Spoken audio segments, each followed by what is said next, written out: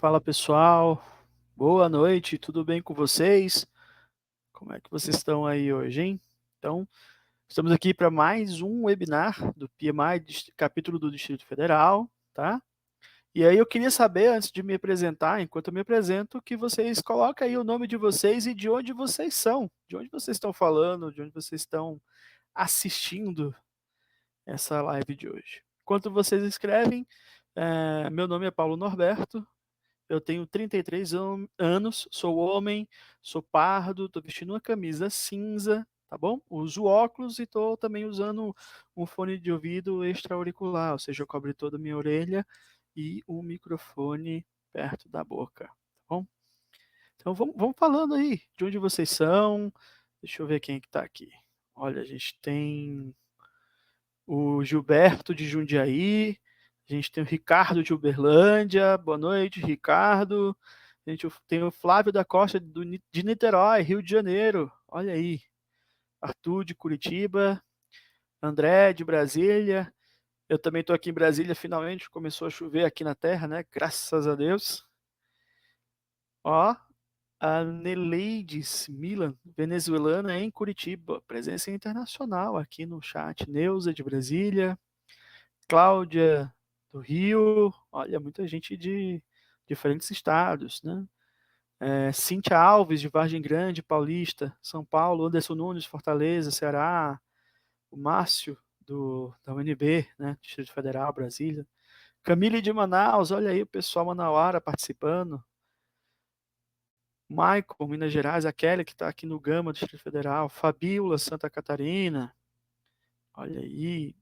Pessoal de Porto Alegre também, Sérgio Miller, William Bayer. Então, pessoal, sejam muito bem-vindos ao nosso webinar, né?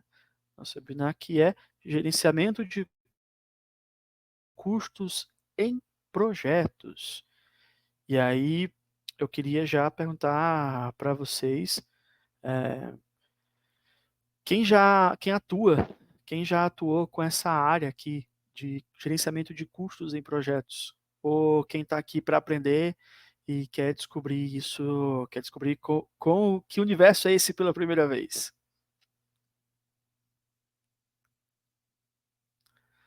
Alguém de vocês aqui já trabalhou? Joga aí no chat. Eu já trabalho, eu trabalho com custos, ou então eu estou aqui para aprender. Ó, o Gilberto já atua com custos. Boa,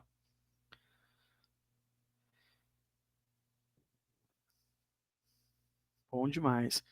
Então eu trabalho e vim ver se tem coisas novas. Pô, acho que tomara que esse, esse webinar acrescente bastante aí sobre os seus conhecimentos. Falando um pouco sobre esse webinar de hoje, a gente vai explorar as melhores práticas para o gerenciamento de custos em projetos, com foco em quê? Em técnicas de planejamento, monitoramento e controle financeiro. Então, a gente vai poder aprender a elaborar orçamentos realistas, acompanhar gastos ao longo do ciclo de vida do projeto e utilizar ferramentas para evitar estouros de custos. Esse workshop é ideal para profissionais que buscam otimizar recursos e garantir a viabilidade econômica dos seus projetos. Também atuo nessa área de projeto hoje, né? E custos é algo que também eu vim aprender, entender, aprimorar mais o meu conhecimento. Ah, outra coisa, vocês podem deixar os seus LinkedIns aqui no chat e ir se adicionando, fazer o network, os webinários do PMI-DF servem para isso também. Antes de eu apresentar o nosso palestrante de hoje, eu vou dizer como é que a coisa vai funcionar aqui, tá? Sobre as perguntas. Vocês podem mandar as perguntas de vocês no chat durante todo o webinar, todo o evento aqui, certo? Durante a apresentação do nosso palestrante, eu vou parar em alguns momentos, eu vou retornar ao palco e vou levar a pergunta para vocês, de vocês para ele, na verdade, né? Então, assim, sentiu que ficou uma dúvida, tem uma pergunta, tem uma questão que você quer fazer para o nosso palestrante, coloca aqui no chat, eu vou estar acompanhando, e durante a apresentação dele, eu vou retornar ao palco e fazer as perguntas de vocês para ele, beleza? Sem mais demoras, eu vou apresentar agora o nosso palestrante. Ele é o Henrique Castro, PMP, atua como gerente de controle de projetos na Enerkem, onde é responsável pelo planejamento e controle de escopo, custos, prazos e risco em projetos de energia renovável. Além disso, ele é Agile Coach, orientando equipes na estruturação e desempenho de escritórios de projetos, PMO. É mestre em administração pela Université Laval, lá em Quebec, no Canadá, com foco em gestão estratégica de projetos. Henrique possui mais de 20 anos de experiência em planejamento e controle. Então, eu quero aqui que vocês deem as muitas boas-vindas para o nosso palestrante Henrique. Henrique, pode se apresentar, prazer ter você aqui conosco. Boa noite a todos. É um grande prazer estar aqui nesse dia hoje para falar de um assunto que eu domino tanto. Eu me chamo Henrique Castro, meus cabelos grisalhos atualmente, minha barba também segue o mesmo princípio e estou portando uma camisa azul marinho e é um prazer estar aqui hoje falando com vocês. Show de bola. Henrique, seja muito bem-vindo. A gente já fez uma introdução da sua mini bio aqui e o palco é todo seu, tá bom? Valeu. Obrigado. Boa noite a todos. Paulo, você poderia puxar a minha apresentação, por favor? Eu até coloquei aqui para a gente pegar alguns tópicos falar um pouco sobre mim. Hoje a gente vai estar aqui falando sobre gerenciamento de custos em projeto. É um tema muito importante. A gente vai aprofundar da importância dele tudo, mas eu queria falar um pouquinho. Vocês já ouviram, né? Eu trabalho com projetos internacionais já tem bastante tempo. Eu comecei o meu grande projeto de construção foi o Porto Sudeste, no Rio de Janeiro. Eu já atuo há 5 anos na Enerkem, na parte de gestão de projetos para a produção de biocombustíveis. Eu finalizei o meu MBA na parte de gestão estratégica de projetos na Université Laval e atuo já há 4, 5 anos na mentoria de projetos para tanto algumas empresas quanto algumas pessoas que estão buscando uma mudança de carreira.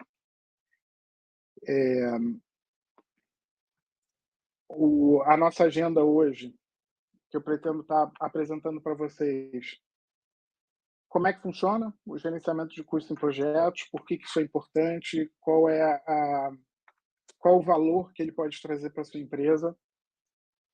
A gente vai entrar nos detalhes sobre como funciona a parte de estimativa de custos, planejamento do projeto com foco em custos, controle e monitoramento de custos e como é que essa gestão de custos pode auxiliar de fato no sucesso do projeto. Tá? Então, começando pela importância do gerenciamento de custos, né?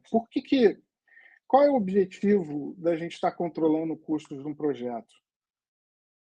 Normalmente, quando a gente está falando de um projeto, um projeto de porte maior, o custo passa a ser um dos indicadores mais importantes dele, porque o grande propósito para todo projeto, se a gente está falando de um projeto de capital principalmente, você tem uma restrição, os recursos são escassos, é muito difícil de você poder estar levantando essa verba para que você pudesse iniciar esse projeto.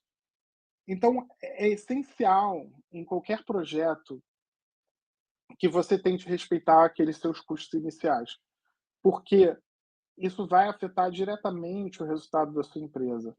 Se a gente olhar aqui 2 grandes projetos que a gente tem de exemplo no Brasil, que foi a barragem de Belo Monte e a transposição do Rio São Francisco, são projetos que começaram com um orçamento muito abaixo do valor que eles acabaram no final.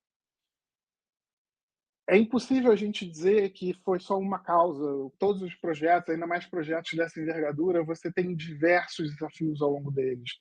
Mas, com certeza, eles não foram um sucesso no quesito de custos. Porque um projeto que começa orçado em 16 milhões e acaba finalizando em 40 milhões, como é o caso da barragem do Belo Monte, realmente é um indicativo de que você teve diversos problemas ao longo desse projeto e, por conta disso, você não pode chamar isso de um sucesso.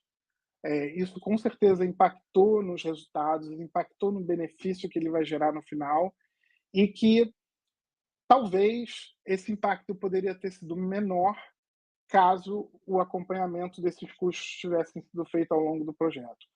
Dificilmente, quando você tem um desafio como foi a transposição do São Francisco, onde você teve muitas mudanças, você teve muita incerteza dentro desse projeto, a gente teria evitado um impacto financeiro tão grande, tá?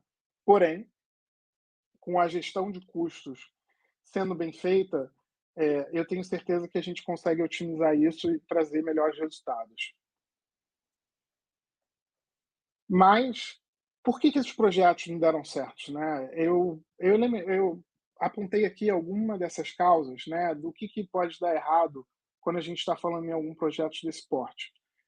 A primeira é uma subestimação de escopo, que pode ter sido uma das causas do São Francisco, porque, como é um projeto muito grande, é muito difícil de você conseguir visualizar ele inteiro, com todos os componentes, e são muito sensíveis a mudanças, mesmo as questões ambientais, que às vezes fizeram com que esse projeto levasse a outros rumos. Então, por conta disso, ele pode ter sido subestimado e é uma causa muito frequente de projetos que acabam estourando o orçamento. Outra questão são as mudanças de escopo. As mudanças de escopo, elas não necessariamente são necessárias, ou melhor, as mudanças de escopo, elas não necessariamente são desejáveis. Algumas vezes, elas acontecem por requisitos técnicos, como é o caso da transposição do Rio São Francisco, aonde a gente teve diversos desvios que foram feitos por questões ambientais. Logo, foi uma requisição do projeto de que fosse feita alguma mudança. A gestão de riscos, ela também tem um impacto muito grande nesses custos.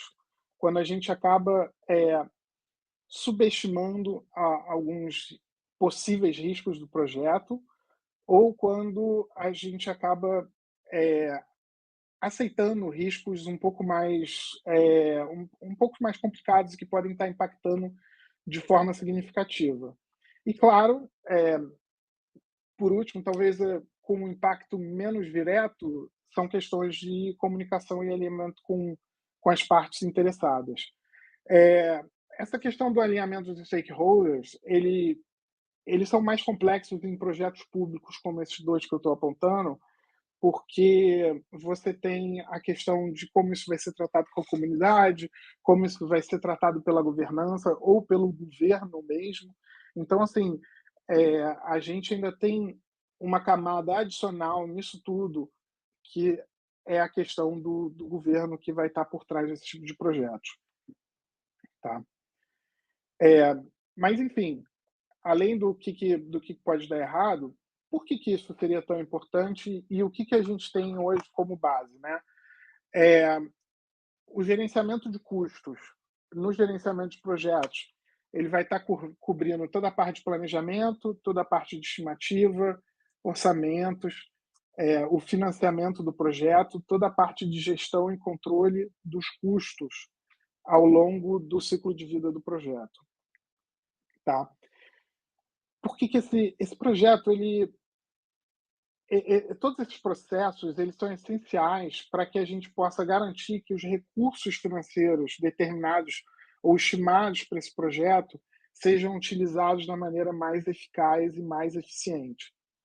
Ou seja, conhecendo bem o recurso que a gente tem, melhor a gente pode estar tomando escolhas e, eh, aproveitando as melhores decisões para poder otimizar e garantir a de maneira mais eficaz e eficiente. Os processos principais que a gente está falando estão apontados aqui, né? O planejamento de gerenciamento de custos, a parte de estimativa, o orçamento e depois o controle e monitoramento. Por fim, a gente vai ter toda essa parte de gerenciamento de custos alinhado com os objetivos da empresa, né? Por que isso? Por que isso é tão importante, tá? Do ponto de vista de planejamento estratégico de qualquer empresa ou de qualquer organização, não necessariamente uma empresa, o planejamento estratégico ele é trabalhado com recursos finitos. Ou seja, você nunca tem dinheiro disponível para poder fazer todos os projetos que a sua empresa tem na carteira dela. Ou seja, você nunca vai poder estar executando todos os projetos do seu portfólio. Logo, é muito importante que você consiga conhecer bem o custo de cada um deles, para que você possa investir naqueles projetos que vão poder trazer o melhor retorno, o melhor valor, ou em alguns termos, se a gente estiver falando realmente de uma empresa privada, aquele que vai trazer o melhor retorno financeiro para a sua empresa.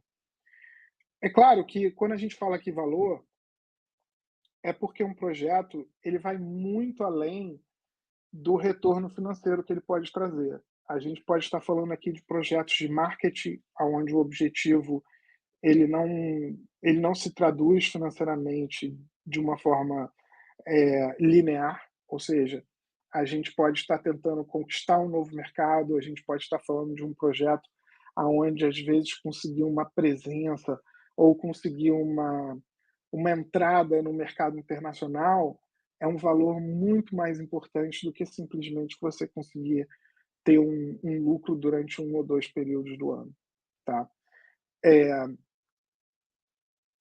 Então, o grande elemento e a grande importância do gerenciamento de custos, que vem desde a parte de orçamentos, para que a sua empresa possa definir quais são os melhores projetos para poder estar investindo, vai seguindo até a parte da execução do projeto, aonde você vai tentar, com aqueles recursos que foram determinados, entregar o maior valor possível para para atingir o objetivo da sua empresa. E, por fim, depois, quando a gente estiver no pós-projeto, aonde esse ciclo de vida, em termos de ciclo de vida do projeto inteiro, ele ainda segue depois da entrega desse projeto, aonde a empresa vai estar operando e tentando ter um retorno, no caso de uma empresa, um retorno financeiro, ou no caso de, dependendo do serviço, de ter o melhor valor ou gerar o maior valor para os seus clientes, tá? Então, por esses motivos que o gerenciamento de custos dentro dos projetos, ele é tão importante, tá? Quando a gente começa a pensar na gestão de custos no ciclo de vida de projetos, nosso primeiro elemento começa aqui na estimativa de custos. A estimativa de custos, ela nela são utilizadas três principais técnicas, tá? Existem algumas outras técnicas, mas eu separei as que são mais utilizadas no meu dia a dia. Quando a gente fala numa empresa ou quando a gente fala numa organização que tem uma entrega de diversos projetos, a gente normalmente usa uma dessas três estratégias e eu vou estar aprofundando em cada uma delas. A primeira delas, que é a estimativa análoga, é a mais simples, é a mais rápida e é a que vai te trazer assim, a menor precisão. Ou seja, se quando você repete o mesmo orçamento para vários projetos, Se a gente continua se a gente começa num exemplo muito conhecido, que é a gente está construindo uma casa, a gente vai ter a construção de uma segunda casa, se a gente gastou nessa primeira casa cerca de R$ 100.000, a gente, por uma estimativa análoga, a gente espera gastar por volta de R$ 100.000, tá? É, um dos fatores que pode ser adicionado à estimativa análoga facilmente é simplesmente o reajuste dele com o tempo, ou seja, se ela foi feita há 2 anos atrás, a gente pode pegar com a inflação e achar que a gente vai gastar o mesmo valor, 100.000, somente com esse reajuste da inflação.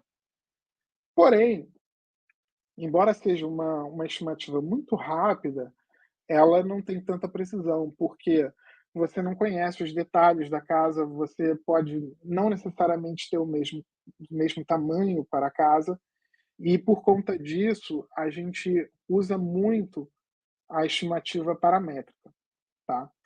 A paramétrica, ela utiliza um fator que possa ser multiplicador para a gente converter ela em algo semelhante.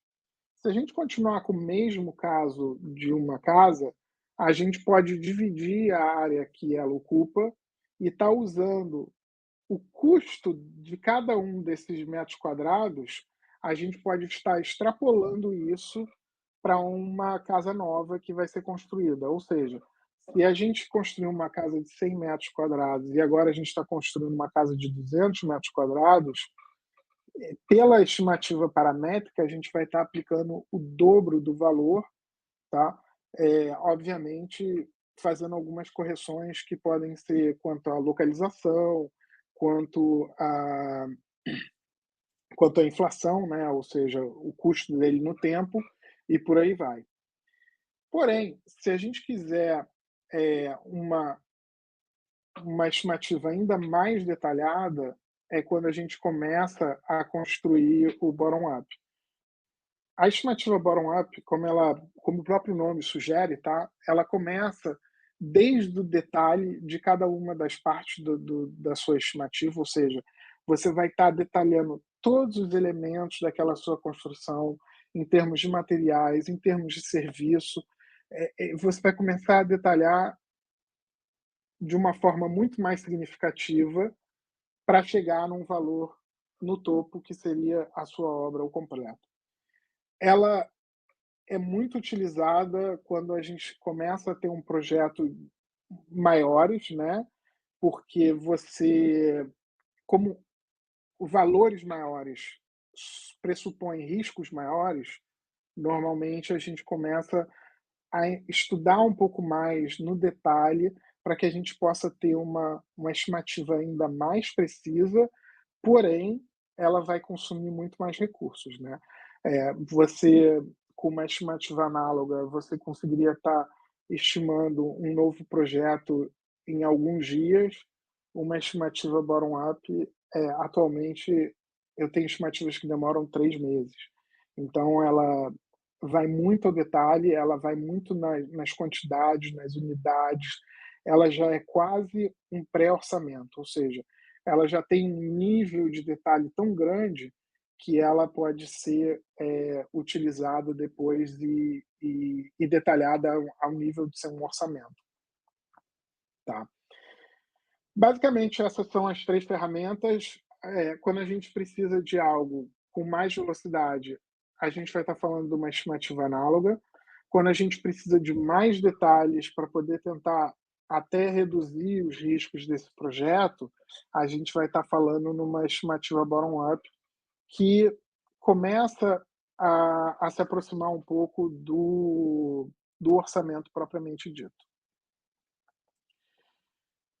Seguindo com a nossa estimativa, a gente vai chegar no nosso planejamento. Ou seja, a gente tem uma estimativa inicial desse projeto, a gente vai começar a entrar mais no detalhe e poder estar definindo qual é aquele planejamento para o projeto que vai ser implementado, tá?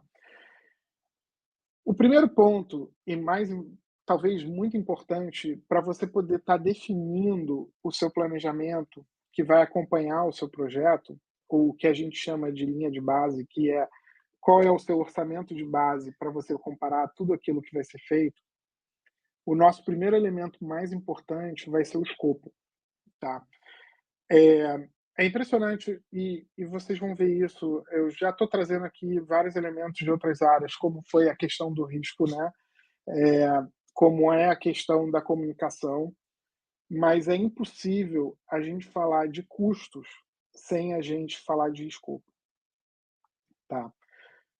Por que que isso é tão importante? Porque as alterações de escopo e você ter um detalhamento do escopo que permite que você faça o seu orçamento, ele vai ser, eh, essencial no ponto principalmente do que você vai estar orçando, né, se a gente volta para aquela casa, se a gente está falando de uma casa, aonde a gente tem elementos mais caros, isso vai afetar, ou seja, o seu escopo é diferente, ela vai afetar o seu orçamento de uma forma significativa.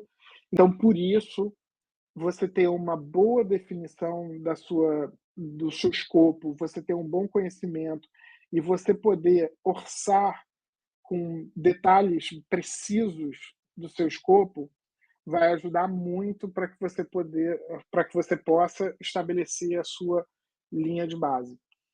Quando a gente fala de linha de base, é quando a gente vai ter a última tomada de decisão de começar a execução do seu projeto, ou seja, a gente vai planejar de acordo com aquele escopo, com aquele orçamento e com aquelas condições de prazo, o que que a gente pretende estar, elaborando durante a execução do projeto, tá. Nesse exemplo aqui, a gente tem a questão da EAP, tá. Eh, a EAP, quando ela vai sendo detalhada, o nível dela mais baixo, que são os pacotes de entrega ou pacotes de projeto, tá? Eu já ouvi falar também como pacotes de trabalho, ele vai ser um nível onde normalmente a gente vai estar utilizando o nosso controle de custos, tá? Por que isso? Porque normalmente é nesse nível que a gente também estabelece os prazos, ou seja, a gente vai estar trabalhando com prazos e, custos alinhados naquele pacote de entregas. Existe uma existe uma regra para poder estar determinando o melhor pacote de trabalho, que a gente fala do 8 e 80, né, algo que não seja tão pequeno que demore menos de 8 horas e algo que não seja tão grande que não possa ter mais de 80 horas. Porém, em termos de custo, a gente não tem nenhum limite quanto ao pacote de trabalho. O importante é você fazer esse link entre as 2 informações para que, durante o momento de você estar acompanhando esse projeto, você possa ter, comparativos com informações semelhantes, tá. Porque se você se a gente pega um exemplo, por exemplo, eh, a fundação de uma casa, e aí quando você vai comparar isso, imagina o custo dela com um prazo, mas o seu prazo está para a casa inteira, você perde o efeito de comparação entre os 2 elementos. Então é bem importante a estrutura do seu escopo estar bem alinhada com o detalhe que você vai dar no seu orçamento. É claro que normalmente o orçamento de projetos mais complexos ele é muito mais detalhado do que a estrutura de pacotes, porém, o que a gente faz é agrupar eles para que eles tenham um mínimo de informação viável dentro desses pacotes, tá.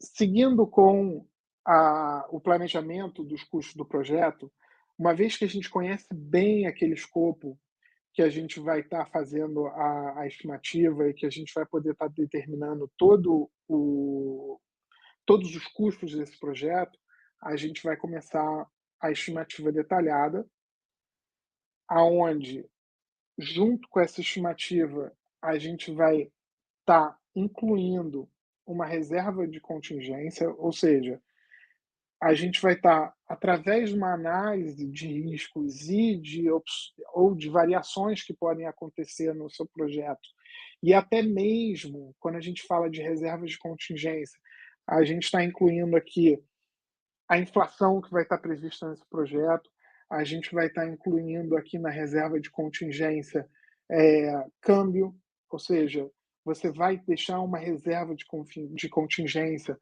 para possíveis flutuações do dólar, se a gente estiver falando de um projeto internacional, e, em seguida, essa estimativa de custos, junto com a sua reserva de contingência, vai ser o orçamento do seu projeto, aonde a gente ainda pode deixar de uma maneira explícita uma reserva de gerenciamento. O objetivo dessa reserva de gerenciamento, ela está dentro do que pode acontecer realmente por questões de mudança do projeto. Não com a grande diferença entre a reserva de contingência e a reserva de gerenciamento é o seguinte: a reserva de contingência, ela tem um foco naquele escopo que você não consegue determinar com tanta clareza. Ou seja, se você, por exemplo, tem um ponto no seu projeto aonde você não conseguiu definir ele de uma maneira tão detalhada que você consiga orçar como ele deveria ser, você adiciona uma reserva de contingência. Eu vou colocar um exemplo muito claro.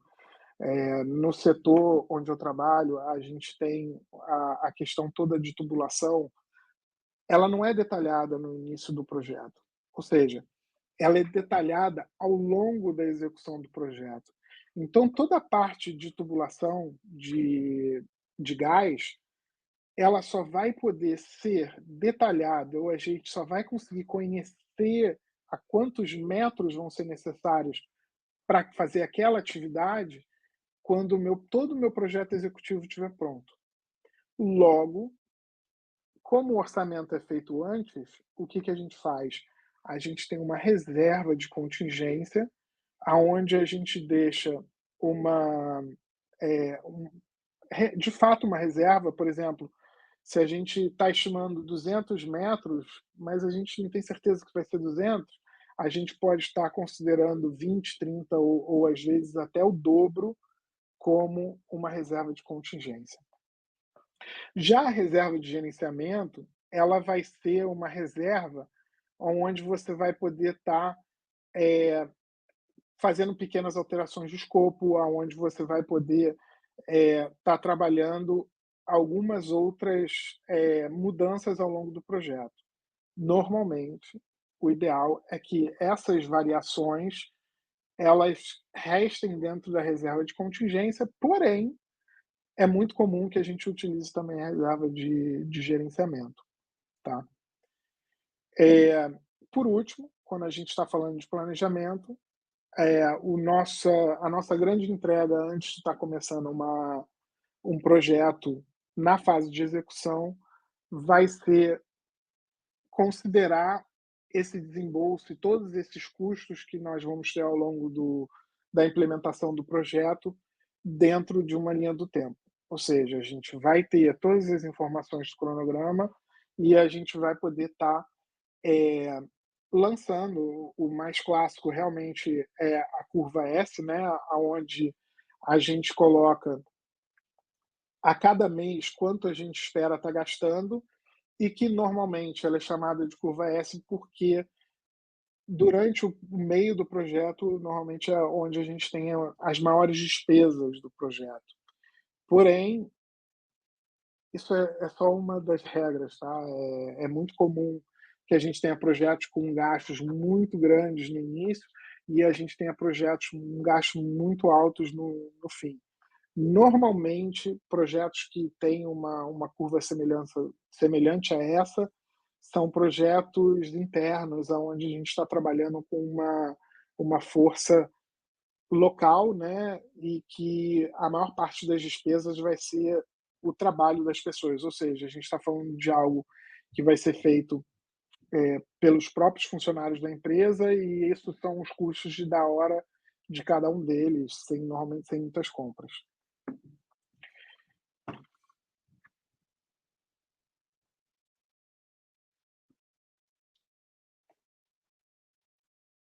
Bem, uma vez a gente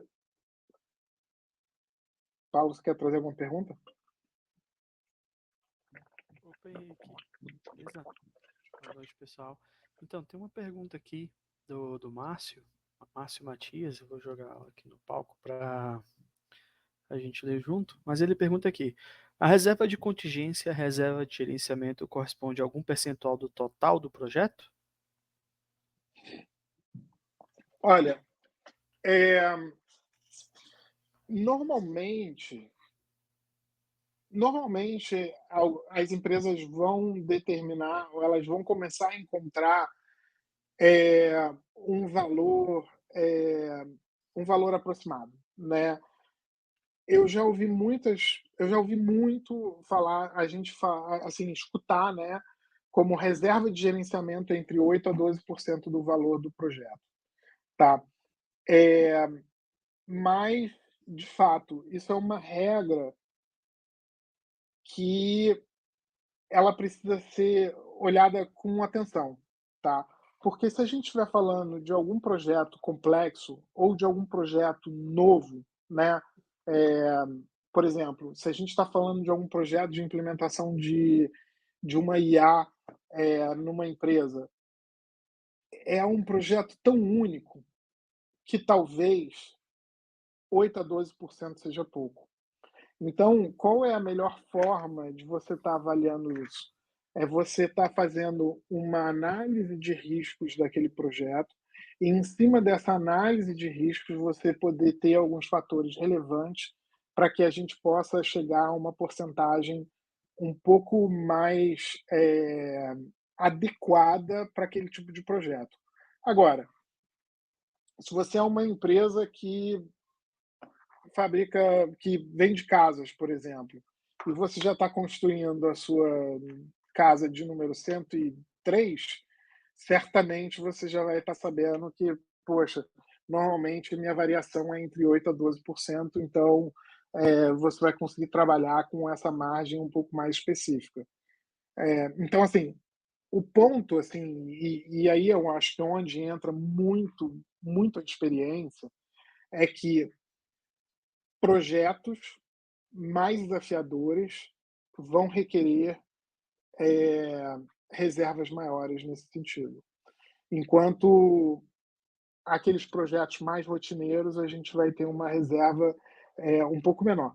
Isso falando da reserva de gerenciamento, porque a reserva de contingência, o objetivo dela é pegar pontos aonde você não tem definição de escopo, tá? Ou seja, meu projeto não evoluiu o suficiente, então você imagina num projeto de engenharia, você tem um grande holding no meio do seu projeto, onde você não tem o detalhamento de todos os equipamentos que vão estar naquele elemento, que não vão ter tudo que você precisa ali, porém, você sabe que vai ter alguma coisa. Então você vai fazer uma reserva de contingência para aquele elemento. Por quê? Porque você não sabe ainda muito bem o que que é, mas você vai estar alocando um recurso ali. Então, a chance de que ele vai existir é muito grande, o que você não tem certeza é se ele vai ser alto ou mais baixo. Boa, perfeito. Tem mais uma pergunta aqui do Anderson Nunes. Ele pergunta como você recomenda diferenciar o CAPEX, né, o custo do projeto, do custo operacional do OPEX, né? É, a esse limite entre o capex e o opex, ele é bem delicado. Assim, uma linha precisa ser muito clara entre os dois. É muito importante que você tenha no seu capex qual é o escopo que você está incluindo. Ou seja, você vai entregar um projeto com, por exemplo, o que a gente tem dos spare parts, né, que são partes de que já entra na parte de manutenção, né, ou seja, são peças-chaves de manutenção que, em alguns projetos, são entregues juntos com o CAPEX, tá. Ou seja, o que eu vejo muito na indústria é que tudo que é necessário para que a equipe entre e comece a operar aquela indústria, e nesse caso eu estou falando indústria, porque normalmente o CAPEX a gente está falando de projetos eh, de infraestrutura, né, em projetos de capital, aonde você realmente tem um aporte muito maior e que você vai tentar entregar um projeto que possa ser passado para operação suficiente para ele começar a operar dali. Ou seja, a operação não precisa tomar nenhuma atitude ou nenhum gasto imediato. Ela vai conseguir ter 3, 4 meses até que ela comece a ter que consumir, até que ela tenha que consumir algum recurso mais significativo. É claro que eu não estou incluindo o próprio custo de operação, porque já entra como um OPEX. E em termos assim contábeis também, as empresas tentam guardar tudo, elas tentam guardar a maior parte no capex, porque o capex ele pode ser abatido depois, né? Ele pode ser amortizado no balanço da empresa. Então, é interessante para a empresa que ela tem esses custos bem definidos, tá? Porque de forma contábil também vai ser impactada. Mas o que é importante, assim, a linha que eu tento desenhar é, se é necessário para começar, para aquele negócio ou para aquela atividade estar operando, ela está no capex, tá? Eu tenho até projetos e já trabalhei com projetos aonde a gente determinava dentro do capex 2 anos de operação, porque eram os 2 anos necessários para que aquele negócio pagasse o investimento e começasse a ter algum retorno depois. Ou seja, todos os custos do projeto até os 2 anos de operação estavam incluídos no capex, tá? Mas, como eu falei, ele precisa ser adaptado um pouco para a realidade, para o contexto de cada uma das operações, tá? Mas é muito bom, assim, é difícil realmente, é um pouco de prática e uma análise também de cada empresa, né? Isso pode mudar um pouco e ser adaptado de uma forma a favorizar a operação daquele projeto. Show de bola. Vou fazer a última pergunta ainda dentro desse tema e a gente passa para o próximo tópico, tá? Vamos lá. O José Araújo fala assim: sabemos que escopo, tempo e custo são altamente interdependentes, né? Como você abordaria a situação em que o cliente solicita um aumento no escopo do projeto, mas o orçamento não pode ser alterado? Quais seriam as estratégias para gerenciar essa restrição sem comprometer a qualidade? Ele completa aqui embaixo. Ah, adoro essa pergunta. Olha, é muito, muito bom, muito desafiador. É, a minha primeira, meu primeiro elemento chave é qual é a pertinência dessa mudança, tá? Que valor ela vai trazer para essa mudança e qual o comprometimento do cliente quanto a essa mudança. Deixa eu poder desenvolver um pouco mais por que eu estou falando esses elementos em particular. Primeiro, porque às vezes o cliente ele não reconhece a necessidade dessa mudança. Ele acha que aquilo é essencial, quando na verdade aquilo é o que a gente define como um gostaria de ter, tá? Então, assim, se a gente está falando de algum requisito operacional, algum requisito que vai comprometer aquele projeto, ou seja, aquela entrega, e aí a gente começa a colocar aqui dois conceitos em paralelo, que entra qual é o valor que aquilo tem qual é o custo que vai estar sendo adicionado, a gente começa a ter uma avaliação um pouco diferente. Por quê? Se aquilo lá é extremamente necessário para que o valor seja gerado no final, ou seja, é um requisito do seu projeto, o cliente não precisa nem estar pedindo. É parte de nós a mudança aonde a gente precisa estar adaptando para que aquela entrega seja bem feita ao cliente. Se for algo que vai potencializar o seu resultado, eu acho que a gente tem um caso aonde isso é negociável e que a gente pode mostrar que, com aquele investimento superior, a gente pode ter um resultado melhor. Obviamente, isso tudo está sempre atrelado com a qualidade, eu não tenho dúvida nenhuma. Mas, sempre quando a gente está falando de uma mudança, que essa mudança ela pode aportar um valor maior para o projeto, eu acho que é uma questão de ponderar o quanto essa mudança impacta no custo e o quanto que ela impacta no resultado final do projeto, para que essa decisão possa ser bem tomada. Porque é, é claro que se a gente estiver falando de uma mudança supérflua, eu jamais alteraria o meu projeto para uma mudança supérflua se o cliente não estiver pagando.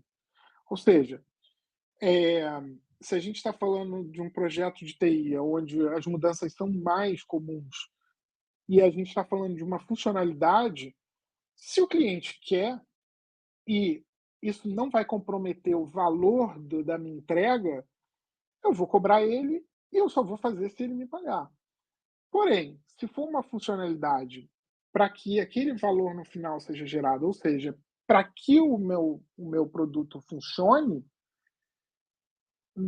mesmo que eu comprometa o meu resultado, a minha entrega, o meu financeiro da minha empresa, eu vou entregar, porque o mais importante é que aquela entrega seja funcional, ou seja, que ela gere valor para o meu cliente. O que cai no meio termo, eu acho que é onde a gente pode ter alguma conversa adicional para saber quanto que aquilo lá pode gerar de resultado. Ou seja, você consegue ver que o ponto que eu estou trazendo, ele está muito mais relacionado ao benefício que aquela mudança vai trazer, do que de fato a quanto que ela custa. Por quê? Se a gente estiver falando de um requisito, não tenha dúvida que eu vou comprometer o meu resultado, porque pior do que do que eu chegar lá e entregar um projeto ruim para o meu cliente é entregar um projeto que não funcione. Logo, você ter um resultado agora ruim, você consegue se recuperar. Agora, se você não tiver resultado nenhum, dificilmente a sua empresa vai poder recuperar. Porém, veja bem que em momento nenhum eu estou questionando a qualidade, porque a, a qualidade ela vai estar sempre um pouco atrelada às opções que você tem disponíveis e ao valor que você está falando do seu projeto. Se a gente está falando de algo que precisa ser executado com mais atenção ou com mais tempo, com certeza a gente vai ter que conversar sobre todas as variáveis. Às vezes você pode ser interessante para o cliente atrasar um pouco o projeto para poder ter uma qualidade melhor, mas eu acho que realmente a conversa com o cliente ela é uma via de mão dupla, gente. O orçamento ele vai ser impactado muitas vezes e as decisões elas precisam ser tomadas. E aí que está o grande benefício de você ter os custos na sua mão, é você poder chegar e falar para o seu cliente: "Olha, eu consigo chegar até esse ponto sem impactar o resultado do meu projeto". Ou seja, eu posso fazer essa mudança aqui com o orçamento que eu tenho no início. A partir daqui, eu estou começando a ficar com um prejuízo, eu estou começando a ficar com resultado negativo. Então, vamos compartilhar essa parte ou não? Ou vamos esquecer essa mudança que ela não é tão significativa? Porém, assim, muita atenção com o controle de mudanças. Eu, eu acho que, na minha parte de controle aqui, eu não colo eu devia ter colocado talvez um tópico especial para a gestão de mudanças. É, ela é muito crítica e mais importante do que quanto ela vai custar, delas estarem bem documentadas, tá? É, mudanças ou exigências do seu cliente, normalmente elas precisam ser tratadas com seriedade. Ou seja, o que eu quero dizer com tratadas? Você precisa dar uma resposta para ele. Se ele está te pedindo alguma coisa adicional, você precisa responder para ele formalmente: vamos fazer essa mudança, não vamos fazer essa mudança, ou alguma solução alternativa. Mas elas precisam ser tratadas no sentido de darem uma finalidade para elas, né? Darem uma resposta para cada uma delas. Perfeito. Tem uma outra pergunta aqui, mas pelo andar, eu vou deixar para fazer ela depois que você finalizar os tópicos. Vamos entrar nesse tópico aqui. Isso. Depois a gente volta lá. Essa parte de controle e monitoramento, é, deixa eu dar uma avançada aqui. A gente falou da linha de base. Uma vez com essa linha de base ela estando definida, a gente vai começar o desafio de executar esse projeto, tá? Por que a gente vai estar controlando esse orçamento ao longo do projeto, né? O que quer dizer essa parte de controle e monitoramento? Ou seja, a gente vai tentar, eh, e é sempre um desafio, por isso eu falo tentar, mas o objetivo é que a gente acompanhe as variações desse orçamento e dessa linha de base que a gente tem no início, ao longo do projeto, para tentar manter essas condições iniciais, ou seja, se a gente estiver falando do mesmo escopo, que esse mesmo escopo seja entregue, se a gente não tiver mudança de escopo, que esse escopo seja entregue de uma maneira, seja entregue no orçamento que ele foi estimado. Tá? Então a gente está falando aqui em proteger esse orçamento, ou seja, manter com que ele não tenha variações abruptas, alinhar um alinhamento estratégico, onde a gente vai estar entregando aquele projeto onde você vai estar gerando o maior valor para o seu cliente.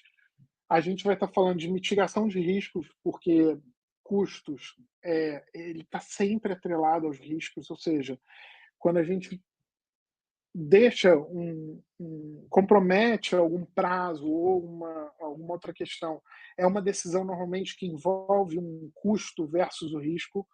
É, como eu falei, junto com o alinhamento estratégico, a maximizar esse valor entregue e, acima de tudo, a base para tomada de decisão.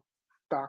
Como foi o último exemplo que a gente falou, sobre a questão das mudanças, ou seja, você precisa ter como base os seus custos para você entender. Mesmo, isso não quer dizer que todos os projetos não tenham mudanças, ou que as mudanças são desencorajadas. É você saber qual é o impacto que vai existir quando você tomar aquela mudança. Às vezes, você vai ter um projeto que possa sair mais caro, mas que possa ter um resultado muito maior no final. Então, quer dizer que o seu projeto não foi um sucesso porque você tomou uma decisão que otimizou o seu resultado? Fica um pouco dúbio, porque imagina, você gastou mais no seu projeto, mas você gerou um resultado melhor. Ou seja, é uma tomada de decisão e quanto melhor você conhecer os seus custos, mais confiante você vai estar nas tomadas das suas decisões, tá? E a ferramenta que a gente tem para poder reunir essa tomada de decisão e para poder entender como é que o projeto está se evoluindo é o gerenciamento de valor agregado, tá? Então, quando a gente está falando de projetos mais complexos, a gente sempre vai estar. Sempre não, né? Eu recomendo a utilização da gestão de valor agregado. Tá. O valor agregado ele vai estar comparando o seu orçamento com o momento de você estar usando esse orçamento. Então, a gente tem 3 elementos principais, tá? É o valor planejado, que em inglês vem do Planned Value, por isso que a gente usa o PV, que é o quanto a gente esperaria estar gerando de valor a cada ponto desse ciclo. Ou seja, no primeiro mês a gente espera gerar tanto valor, no segundo mês tanto, e isso forma a nossa curva S. O valor agregado, que vem do Earned Value, que talvez seja até algo como valor adquirido ou valor ganho, tá? Ele é aquilo que foi efetivamente concluído até aquele momento, tá? E o custo real, que nada mais é do que o custo que você teve até aquele momento, ou seja, quanto você gastou até aquele momento, tá? Como é que esses 3 fatores se comportam naquela curva que a gente viu? Isso daqui é uma curva S, tá? Eu entendo que o formato já não seja tão característico como a anterior, mas você pode ver que até o momento 7, ou seja, nesse mês 7 onde eu tirei essa fotografia, a gente teve a metade do valor agregado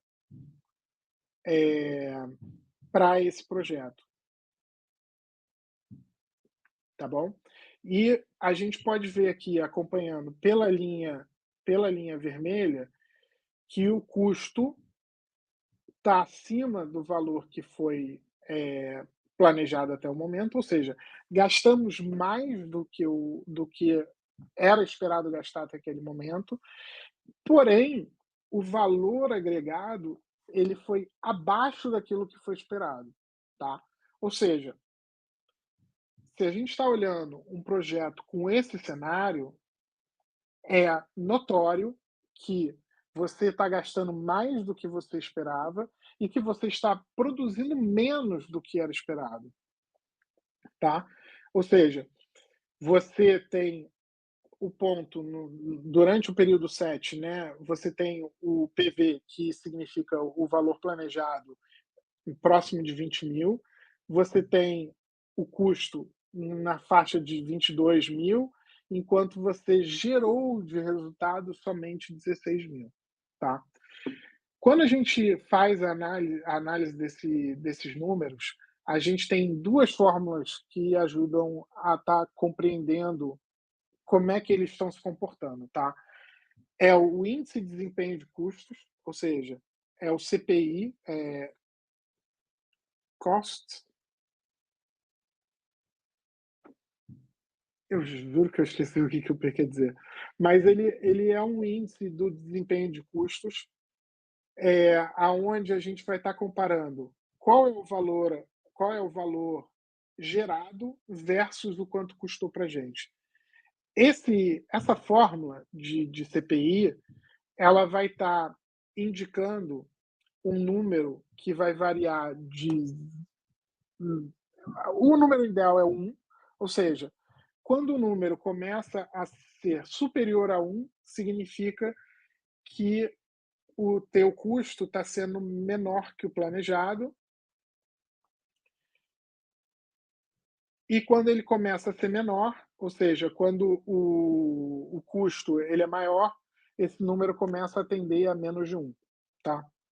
Performance. Obrigado, Tamires. A gente tem o índice de desempenho dos prazos, o SPI, aonde a gente vai estar calculando o quanto foi gerado de valor em relação ao que era previsto até aquele momento. Por que a análise desses números ela precisa ser necessariamente feita ao mesmo tempo, tá? Por quê? Se a gente volta aqui nesse exemplo, aonde a gente gastou mais do que era previsto, mas se o nosso valor agregado fosse superior a todos esses, significa que a gente está fazendo um projeto mais rápido e gastando menos do que era esperado. Ou seja, se a gente não faz as comparações, e aí eu vou voltar aqui no exemplo nesse mesmo exemplo com o cálculo do CPI e do SPI, tá? a gente pode calcular aqui, né, que o valor agregado divididos pelo valor, pelo custo atual, a gente vai ter 0,73. Ou seja, esse número sendo menor do que 1, significa que nós estamos gastando mais do que foi previsto naquela linha de base. Não quer dizer que o projeto vai terminar gastando mais no final, só quer dizer que estamos gastando mais agora do que foi previsto até aquele momento. Enquanto que o SPI, ele aqui ele está calculando com 16.000 do valor agregado divididos pelo o valor previsto até aquele momento de 20.000, a gente vai ter 0,8, que significa é como se a gente tivesse a 80% do quanto a gente esperaria ter agregado de valor até esse momento, tá? Ou seja, nesse exemplo, esse projeto ele está gastando mais do que previsto e ele tem um avanço menor do que o que foi previsto, tá? Como eu falei, é importante essa análise ser combinada entre o custo e o prazo, porque maiores custos, às vezes, eles podem ser identificados como, às vezes, alguns pagamentos que são feitos ao longo do projeto. É muito comum você ter projetos onde você contrata uma empresa e você paga a mobilização dela e você não gerou nenhum resultado, mas você já está gastando 10, 20% do seu projeto sem agregar nenhum valor a ele. É, mas é uma ferramenta muito boa para que você possa fazer essa análise, tá? Juntando todas essas ferramentas, a gente vai ter algo como esse relatório, tá? Eu acho que de tudo que eu apresentei aqui, eu preparei especificamente esse relatório, não. Ele é um relatório que eu utilizo nos meus projetos, tá? A gente está falando aqui de qual foi o avanço, ou seja, quanto foi o valor agregado para o valor previsto, ou seja, eu tenho 14% de valor agregado sobre 27 que eu planejei. Quando a gente olha pelas disciplinas individualmente, quantas horas eu tenho orçadas para esse meu projeto, quantas horas eu gastei até o momento, qual é o valor que foi agregado. Você pode ver aqui o meu CPI e meu SPI, ambos estão ruins, tá? É um projeto que é notório um atraso e um custo adicional, tá? E aqui a gente entra num detalhe aonde é identificado, ó, o nosso orçamento inicial, quanto que foi gasto até o momento, né? E entra, realmente eu acho que essa pode ser talvez um pouco muito à frente. Eu não entrei nesse detalhe de qual é a diferença do que é um custo contra o que é um commitment, né, um comprometimento daquele valor. Eh, Normalmente essa noção ela vem junto quando a gente está falando de contratos, ou seja, sempre quando a gente tem uma aquisição, você passa a ter uma reserva daquele dinheiro. Então, é um tipo de indicador importante, porque quando você tem uma reserva, você muito provavelmente vai gastar aquele valor. É só uma questão de que, nesse momento, ele está reservado para pagar um contrato, mas que não é 100% e, obviamente, você vai pagando ao longo da evolução desse contrato. Ou seja, quando o serviço for avançando, você vai fazendo os seus desembolsos. É, Essa é a maneira que normalmente a gente comunica, internamente e para a parte dos acionistas da empresa e tudo, aonde eu entro na questão dessa gestão de custos, pensando no corporativo, tá? Porque no final o grande, como eu iniciei essa apresentação falando, o nosso objetivo é suportar as decisões da empresa e poder chegar nos melhores, na melhor alternativa para que a gente possa gerar ou atingir as metas corporativas, tá.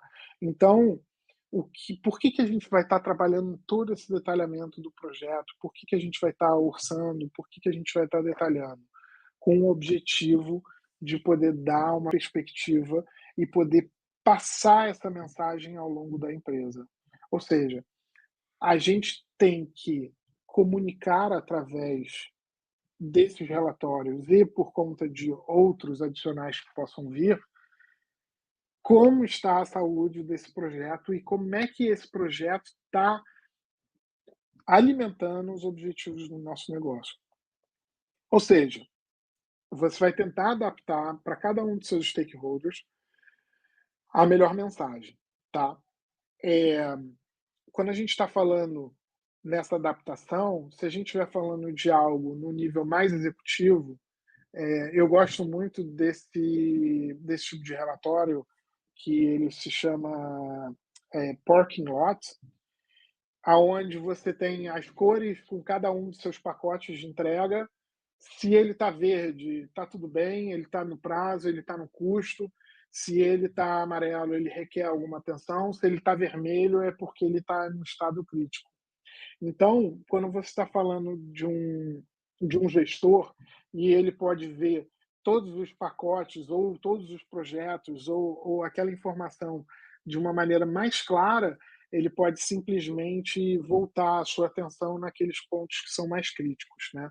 É, já se a gente estiver falando de uma comunicação para o nível da sua equipe, o importante para ela, às vezes, é você ter um detalhamento sobre eh, quais são as atividades que estão tendo um melhor resultado, quais são as atividades que estão tendo problemas, que não estão tendo um avanço ou progresso esperado, e aí, a partir daí, a gente pode concentrar naqueles problemas onde a gente pode melhorar o resultado do projeto, tá?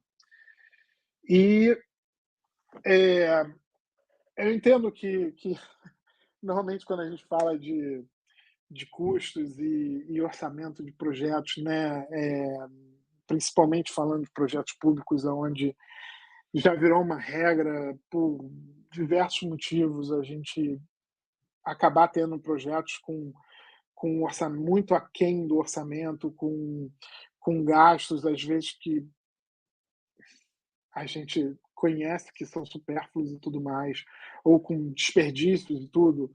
Eu quis trazer uma mensagem um pouco mais positiva nessa última mensagem, tá? Eh, Esse projeto desse terminal de Heathrow, na Inglaterra, ele é uma ele é um terminal de extensão, ou seja, ele estava aumentando em aproximadamente 30% a capacidade do aeroporto, ou seja, é um dos maiores aeroportos da Europa. Ou seja, a gente está falando de um projeto muito grande, na faixa de 3, se eu não me engano, era um pouco menos de 4 bilhões de libras, e que ele foi um sucesso em termos de custos, tá? Existem algumas discussões, até porque a entrega dele foi muito caótica, tiveram muitos problemas de operação, tiveram muitos problemas pós-entrega nesse projeto, porém, ele é um grande caso de sucesso de um projeto, de um mega projeto, aonde foi entregue dentro das condições de prazo e custos orçados. Ou seja, o projeto foi entregue dentro do orçamento previsto para ele. E a gente está falando de um orçamento de bilhões de libras, né? Que, sendo libras, pode valer para qualquer moeda. Porém, eu tenho certeza de uma coisa: não é só o gerenciamento de custos que vai fazer com que um projeto desse seja entregue dentro de todas essas condições. É um grande esforço de gerenciamento de projetos como um todo, E isso vai desde do seu escopo, as suas aquisições, a sua gestão de riscos precisa ser muito bem interpretada, porém, eu tenho certeza que o sucesso desse projeto só foi possível com a gestão de custos, porque sem ela, você não poderia tomar as decisões certas necessárias para poder atingir esse objetivo, tá. Eh, bem, obrigado pelo menos todo mundo, eu fico aberto agora para a gente poder conversar sobre algumas dúvidas e perguntas, e espero pelo menos que a mensagem seja positiva para que a gente possa ter realmente pensar em gestão de custo como um grande suporte para a tomada de decisões. Esse é o elemento mais importante que eu gostaria que vocês levassem de hoje, tá? Pode ir, Paulo. Show de bola. Então vamos lá. Deixa eu voltar aqui para a pergunta do Sandro Benevides. Acho que você vai gostar dessa pergunta aqui. CAPEX para expansão industrial, onde a empresa tem instalações antigas e documentação desatualizada e surpresas na fase de montagem. Como ter o preço mais assertivo possível no orçamento? É o famoso brownfield. É, é um grande desafio. E não precisa ir nem no momento, não precisa, a gente não precisa ir nem longe, tá? Ficou muito famoso o que eles chamam aqui na América do Norte do house flipping, né? Aonde você compra uma casa caindo aos pedaços no leilão por uma bagatela e aí você vai fazer a reforma dela. Infelizmente, não tem assim uma regra que você vai evitar essas surpresas. Ponto. Não existe algo que possa ser feito. O processo, quando a gente está falando de um brownfield, essencial é que você consiga ter acesso a todas as instalações e quanto mais você tiver, no sentido de quanto mais acesso você conseguir ter, ou seja, quando a gente está falando da área da parte subterrânea, por exemplo, você não tem acesso. Você só vai saber quando você escavar. Qual é a grande estratégia para isso? Tá? É você fazer uma análise de risco, você fazer um levantamento das hipóteses do que pode ter lá, e aí a sua tomada de decisão vai ser muito importante que você considere esses riscos, tá?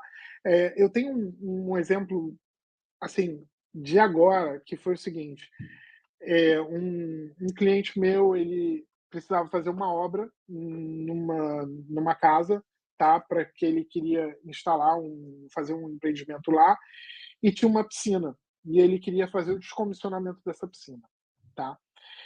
Porém, ele só poderia fazer esse descomissionamento se fosse feita uma avaliação por um corpo de engenharia sobre o estado da piscina. Ou seja, ele ia ter que começar a gastar dinheiro sem nem saber se o projeto dele ia dar certo. Nesse caso, é um investimento que pode te salvar uma grande dor de cabeça. Ou seja, eu aconselhei ele, gaste agora para não perder dinheiro depois. Porém, se a gente estivesse falando de algo aonde essas incertezas são menores, ou seja, a gente está falando de um brownfield, aonde eu posso chegar lá e eu sei tudo, eu vejo tudo que tem lá, e eu consigo quantificar quanto é que vai ser para eu limpar aquele lugar, aí o risco é muito menor, né? Porque eu considero a pior hipótese de que você vai precisar realmente demolir tudo que tem e que você vai poder partir desse ponto. Ou seja, você parte do pior cenário para depois você ir avaliando o que pode acontecer. Mas é uma análise bem complexa, tá? Porque, principalmente se você vai usar as mesmas instalações, eu tive um projeto na Enerkem aonde a gente utiliza instalações do cliente, é muito complicado, porque ainda mais que a gente está falando da parte de óleo e gás, né? É engraçado, né? Embora seja biocombustível, ela é exatamente, são os mesmos componentes de óleo e gás. E aí o que acontece?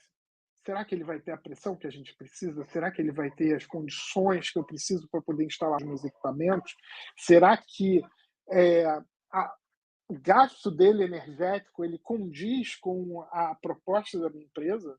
E olha que esse é um detalhe bem particular do meu tipo de projeto, onde a gente vende algo verde, né? Se ele polui de um lado, não adianta nada, a gente está tentando compensar do outro, tá?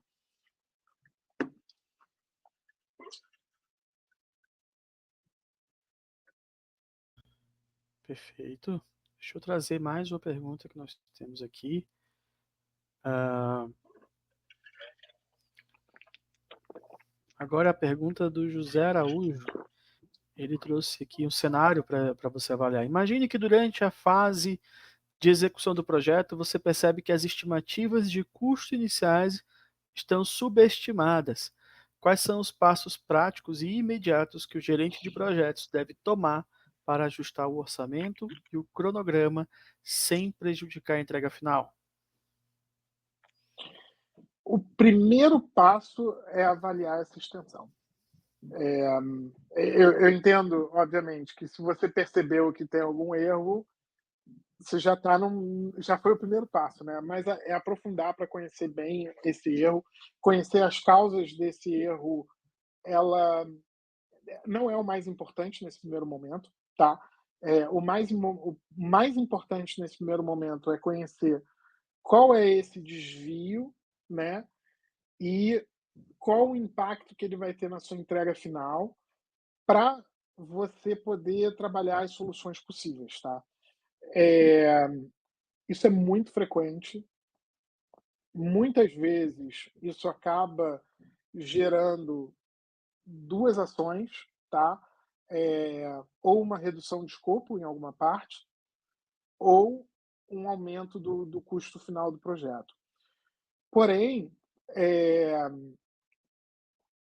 eu sempre incentivo a busca por alternativas, tá?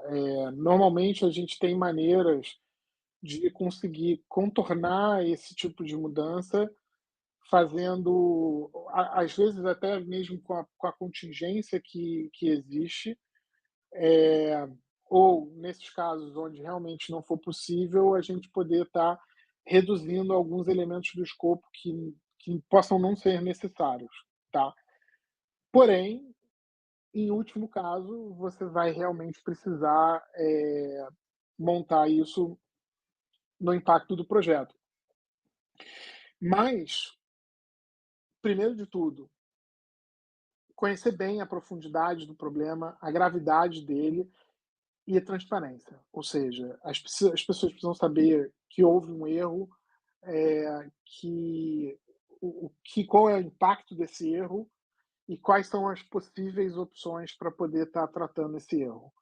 Se foi apenas uma subestimação, normalmente, se a gente não estiver falando de um contrato, ou seja, de um serviço que está sendo prestado para um cliente, onde você possa ter um impacto econômico direto, se a gente estiver falando de um projeto interno, normalmente as partes interessadas elas vão simplesmente aumentar o teu orçamento, porque é o mais sensato. Porém, se a gente estiver falando de reduzir alguma entrega e as opções que podem ser mostradas forem melhores, a gente tem uma solução mais ganha-ganha.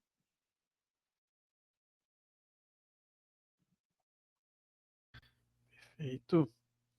Próxima pergunta aqui é da Camille Vieira. Ela pergunta a seguinte coisa: é possível utilizar a curva S para gerenciamento do valor agregado com projetos que já possuem valores definidos ou predeterminados? É, ótima questão. Ótima questão. Isso é muito difícil. Quando a gente está falando de projetos, Eu posso dar até um exemplo muito bom, aonde eu já tive projetos aonde a curva S acompanhava simplesmente o progresso, ou seja, a gente não fazia uma avaliação de custos, a gente fazia uma avaliação de quanto era produzido de acordo com o tempo, tá. E isso pode realmente acontecer, em projetos onde os valores são pré-determinados, ou seja, você tem um subcontratado que vai estar pegando todo aquele escopo e você paga ele de acordo com o que ele está produzindo, a sua curva, o seu valor agregado vai ser igual ao seu progresso. E, infelizmente, você perde todo esse benefício das despesas, mas você também está transferindo seu risco para o seu subcontratado, né? Porque se ele gasta mais horas, e aí para ele sim vai ser muito importante fazer o controle de quanto é que ele está gastando para quanto que ele está conseguindo gerar de valor para você, porque se ele só recebe quando o valor é gerado, o mais importante para ele é gastar menos tempo para poder gerar aquele valor, né? Perfeito. O José Araújo trouxe mais uma pergunta aqui. Para um projeto onde há incertezas constantes no cronograma, quais são as maiores limitações do GVA e como lidar com essas limitações e incertezas?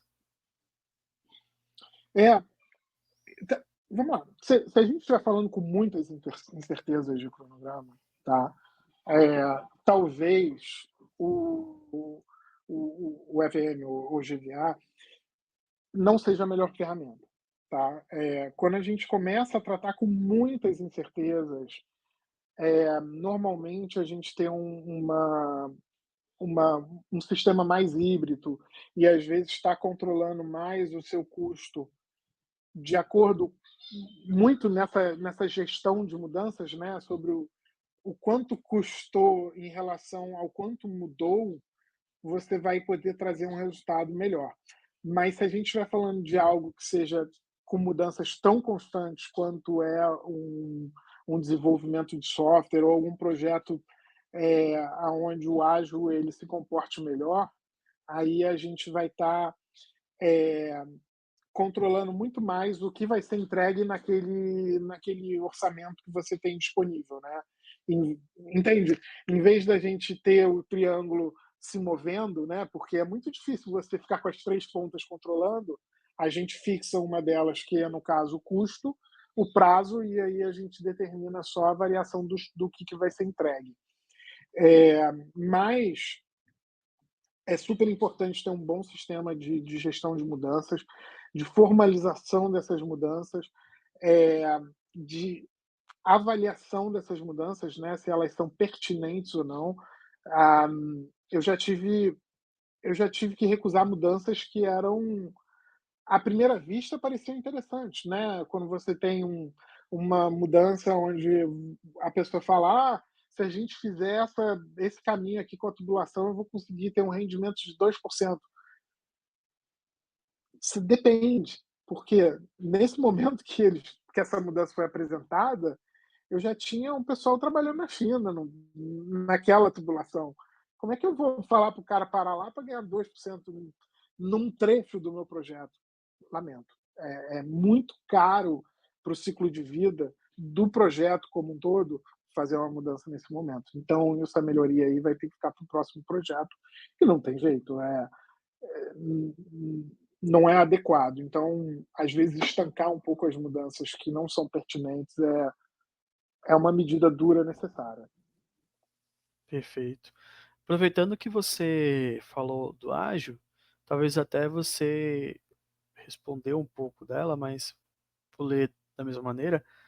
O Gilberto Souza ele pergunta: a gestão de custos em projetos com abordagem ágil é mais difícil. Como superar as incertezas deste tipo de projeto, garantindo os custos previstos que são fixos nesta abordagem?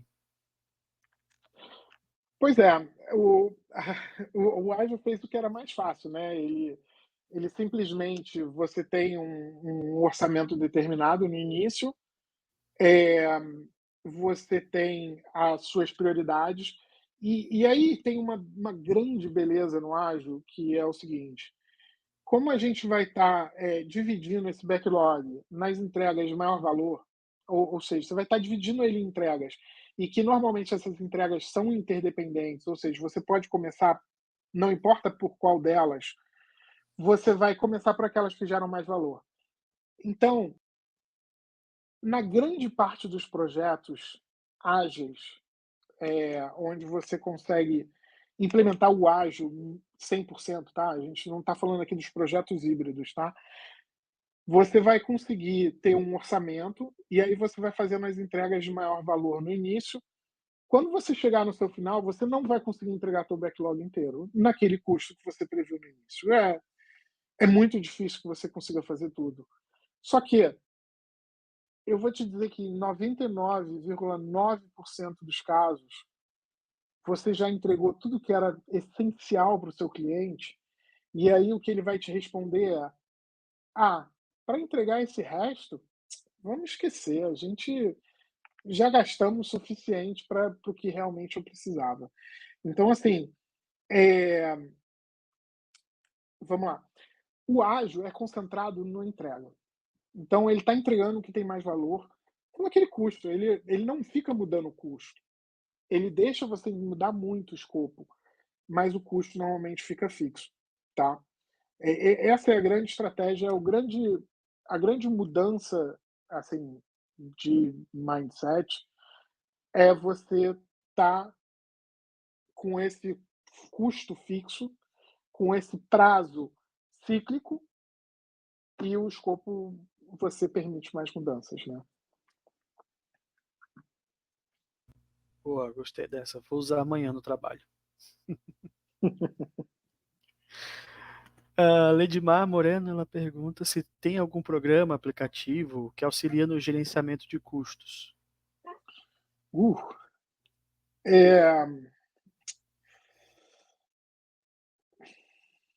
é é difícil falar de recomendação, tá.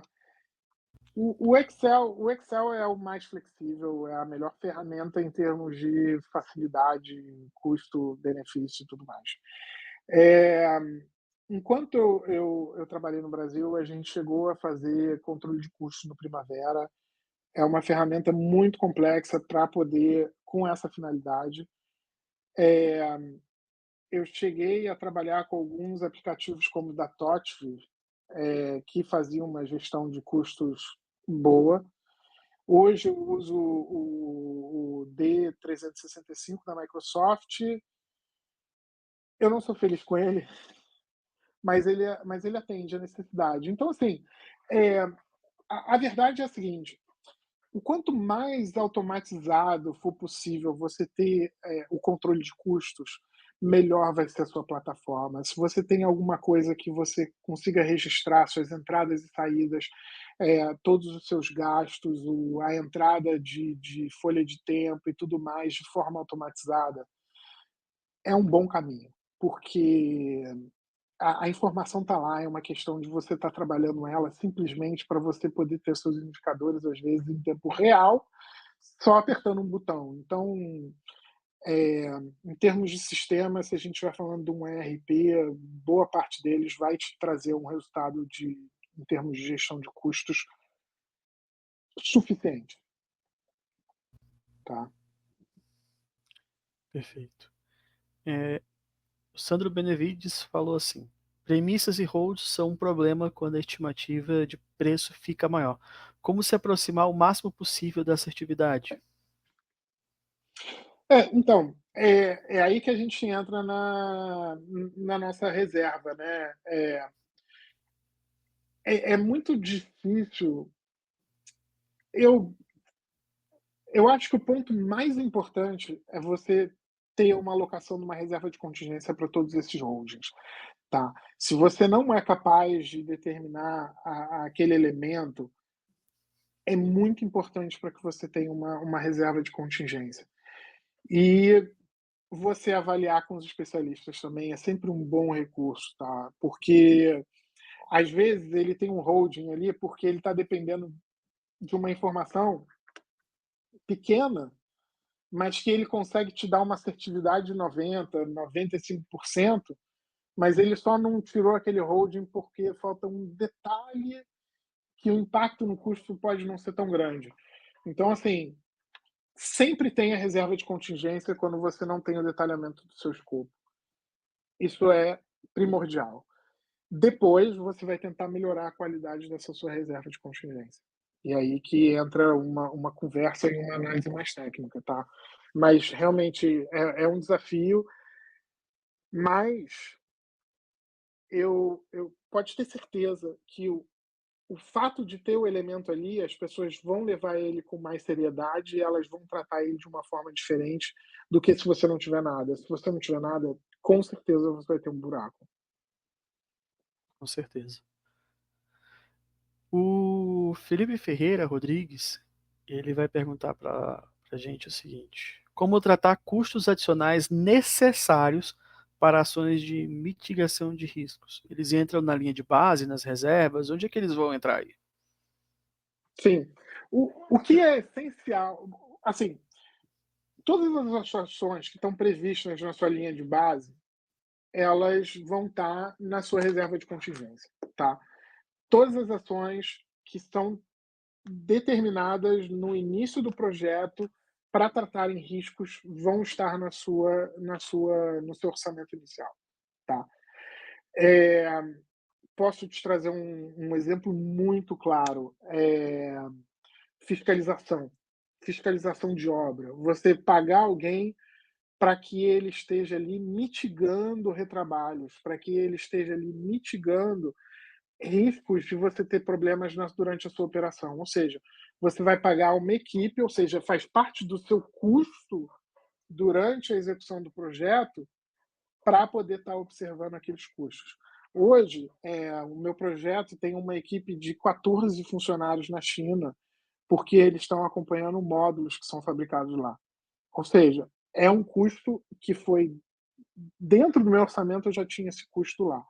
Porém, se a gente está falando aqui da contratação de um seguro adicional que não foi previsto no início, ou se a gente está, se em vez de 14 eu preciso de 15, aí sim eu vou estar usando a minha reserva de gerenciamento.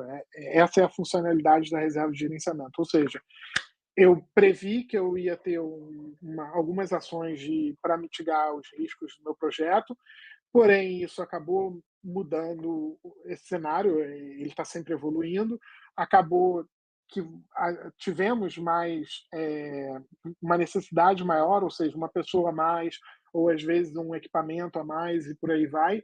Aí sim a gente tem essa reserva de gerenciamento justamente para cobrir esse tipo de despesa. Mas nem sempre nem sempre eles ficam ali dentro, né. O mais comum que a gente vê em projetos, principalmente projetos públicos hoje, são a gente estourar essa caixinha e ir muito além dessas despesas.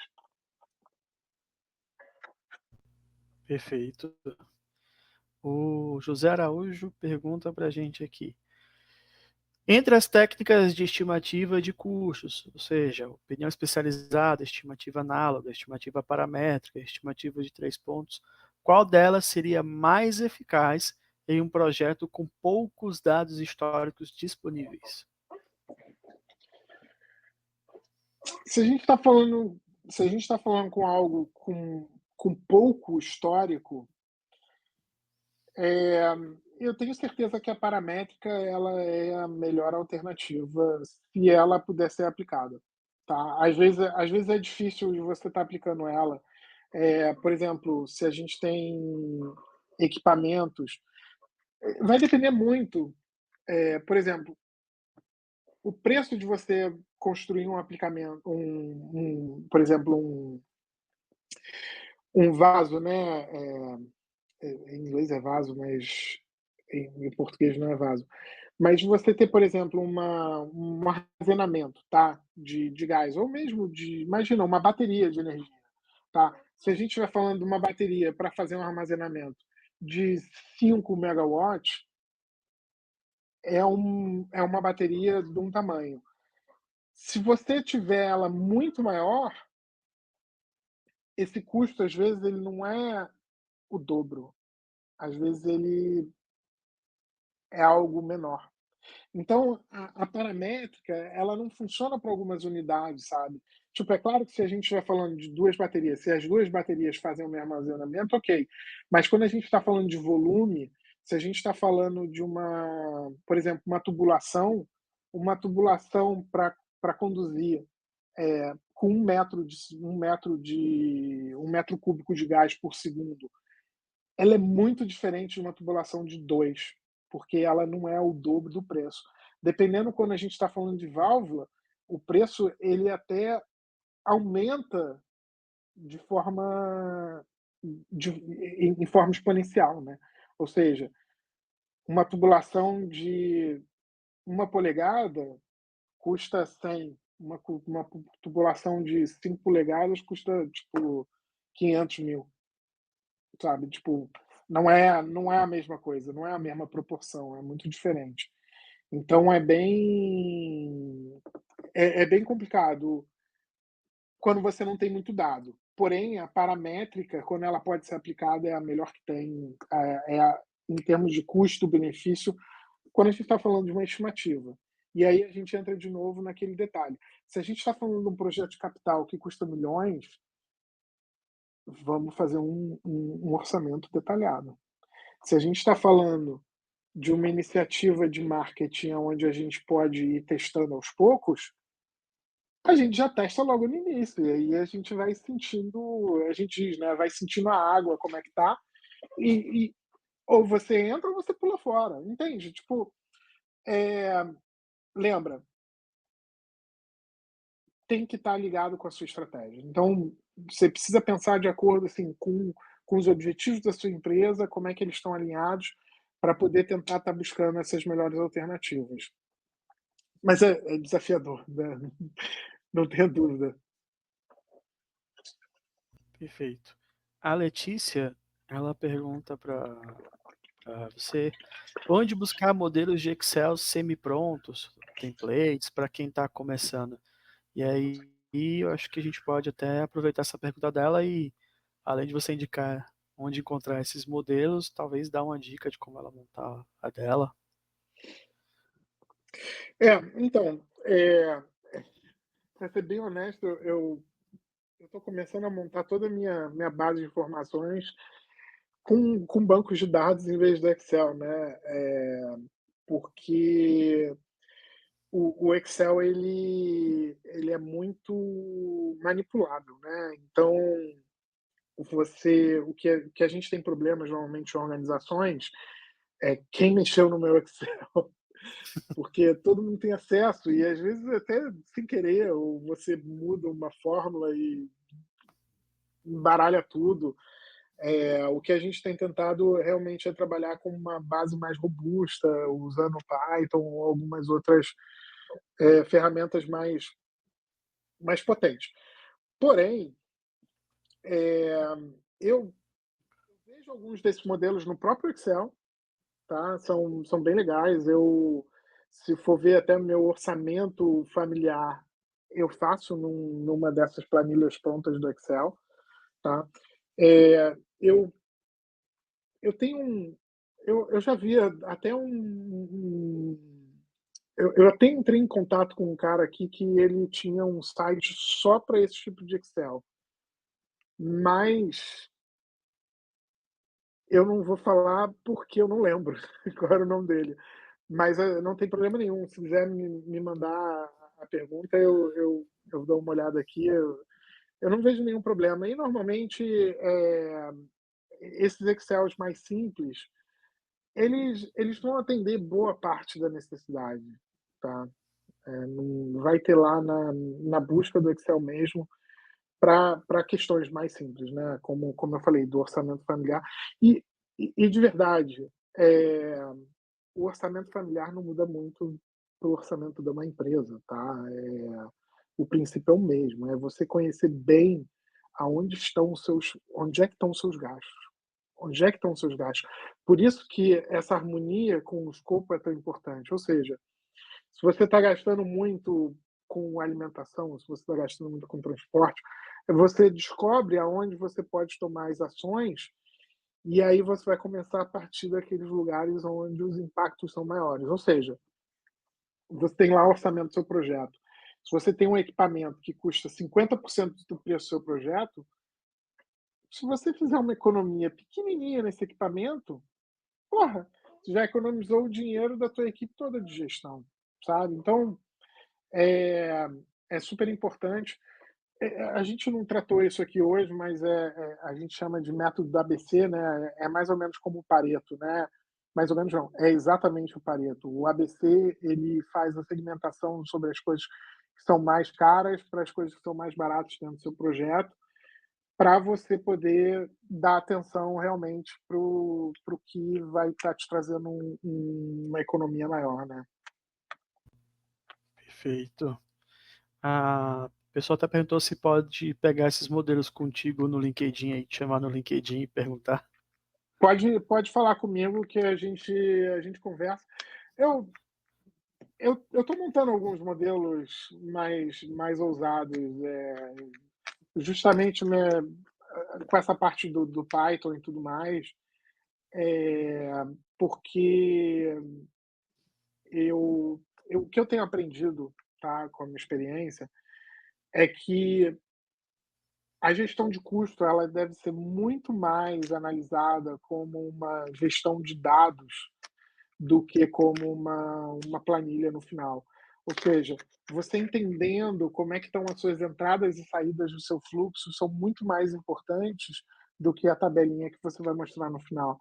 E para você ter até uma ideia, eu chamo de logs, né? Eu vou entrando, todas as minhas transações eu entro como logs, ou seja, mesmo no Excel, as minhas planilhas são montadas para que eu trabalhe com entradas e saídas financeiras, em vez de atualizar uma planilha. Porque, imagina, eu vou procurar onde é que eu tenho que atualizar a planilha? Não, eu já vou e falar no pacote tal, tal, tal, eu tenho um aumento de um custo ou de algum equipamento, enfim, ele já vai saber exatamente onde é que vai ser aquele pacote que vai estar impactado. Perfeito. Mais uma pergunta aqui do Felipe Ferreira Rodrigues. Para projetos de infraestrutura, você utiliza alguma base de dados pronta para referências de custo? Não uso atualmente, mas já usei. Existem duas muito fortes. Eu não sei se estão atualizadas, né? Na verdade, até três. Uma é a do DENIT. DENIT ele fazia pelo menos, ele publicava todos esses custos grátis, né? Ou seja, você consegue lá a base de custos Brasil inteiro, né? O DENIT. Tem uma base de dados, e essa, desculpa, eu esqueci realmente, no Brasil, será que é essa Sinap? Eu realmente preciso validar. E eu usava uma outra base de dados aqui na América do Norte, que ela vinha até um pouco mais detalhada por cidade e tudo. Eu O não sei, eu acho que é modelo esse Sinap, é sim. SNAP, DENIT e ORSE. Orse, não sei como é que pronuncia. Mas ele Esse Orce eu não conheço, tá? colocou SNAP Mas e são, esse Orse. mas normalmente essas bases são boas para você ter uma ideia. Mas isso quando a gente está falando de estimativa. Quando a gente está falando de orçamento, você já começa a buscar os seus fornecedores, tá? Ou seja, quando a gente chega no nível de um projeto de infraestrutura, a gente começa já a consultar, depois dessa estimativa, claro, a gente está falando da estimativa para a gente poder avançar com esse projeto. Quando a gente chega num ponto mais avançado, a gente vai começar a recolher o que a gente chama de a gente chama em inglês de request for quotation, né? Quando a gente chega para um desses fornecedores para pedir um orçamento para a gente poder validar o nosso orçamento, né? O nosso custo total do projeto. Então, assim, você já vai começar a ter informações já mais na mão, onde você vai começar a entrar detalhes daquilo que você vai fornecer, né? Porque o DNIT, ele é uma boa base de custos, mas quando você for contratar um empreiteiro para fazer um serviço, ele vai ter lá o custo dele, ele vai ter a mobilização dele, ele vai ter vários fatores que são específicos para aquela posição. Então, assim, estimativa, ok, ótimo, DNIT, SINAP. Não conheço o Orsin, mas se é uma base pública como eu estou vendo aqui de banco de dados de obras de Sergipe, é boa, tá? Normalmente as bases públicas são boas como estimativa. Quando a gente vai tratar de orçamento, você vai precisar falar com seus fornecedores. Beleza, perfeito. Vamos para a última pergunta que colocaram aqui. Como as IAs, essa é boa, hein? Como as IAs podem contribuir no gerenciamento de custos de projetos? Como tornar a IA aliada do processo? Isso, isso já está acontecendo, tá? Isso, é, eu vou te dar um exemplo bem claro. Você consegue identificar padrões, você consegue identificar os custos, você consegue fazer a análise de custos de uma maneira muito mais rápida usando a IA. É,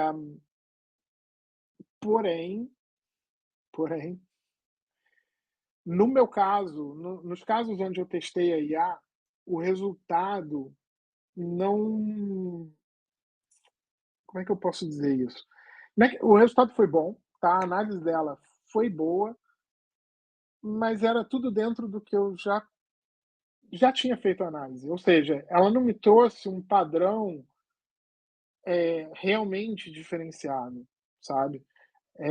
Ela não me trouxe uma informação realmente fora da caixa, como algumas outras experiências que eu tenho com IA, tá? Em termos de gerenciamento de custos, ela a ajuda dela foi um pouco limitada. É claro que, por exemplo, quando eu fiz simulações com essa parte de alocação do custo, né, ela me ajudou bastante, porque algo que é muito demorado, ela faz de uma maneira muito mais rápida. Ou seja, a partir do momento que você diz para ela que o fornecedor X é o cara que está te entregando válvula, ela já sabe, ela já vai categorizar todo mundo, ela não vai errar nenhum, ela vai achar todo mundo, você vai ficar lá, tipo, 3 horas procurando. Porém, na análise de resultados, eu não tive ainda uma boa eficácia dela, tá? Mas eu tenho certeza que na parte assim, de como selecionar e de fazer toda a parte de, como é que isso é chamado? Toda essa parte de comportar os dados, né, de você filtrar os dados, você, eh, fazer toda essa limpeza dos dados, ela é super potente, tá. E você já consegue usar isso, tá.